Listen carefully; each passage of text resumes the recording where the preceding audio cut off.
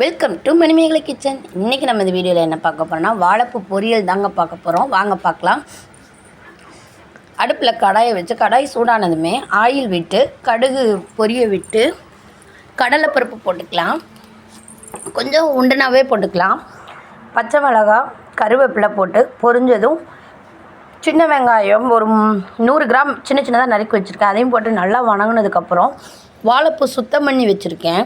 அதை நல்லா கழுவி வெங்காயத்தோடு சேர்த்து நல்லா வணக்கிக்கலாம். நல்லா வணங்கிடுச்சு பாருங்கள். இப்போ 1 ஸ்பூன் மஞ்சள்தூள் சேர்த்து தேவையான அளவு உப்பு சேர்த்துக்கலாம்.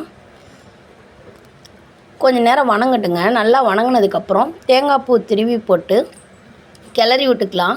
கிளறி விட்டதுக்கப்புறம் ஒரு 2 முட்டைங்க அந்த வாழைப்பூலாம் ஓரமாக ஒதுக்கி விட்டுட்டு நடுவில் சென்டரில் உடச்சி ஊற்றி அப்படியே நான் கொஞ்சம் நல்லா அதுக்கப்புறம் வாழைப்பூவை சேர்த்து முட்டையோட கிளறிக்கலாம்.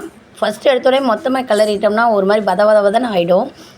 அந்த மாதிரி இல்லாமல் ஃபஸ்ட்டு முட்டையை தனியாக கிளறி கொஞ்சம் திரண்டு வந்ததுக்கப்புறம் வாழைப்பூவோட சேர்த்து கிளறி எடுத்துக்கலாம்.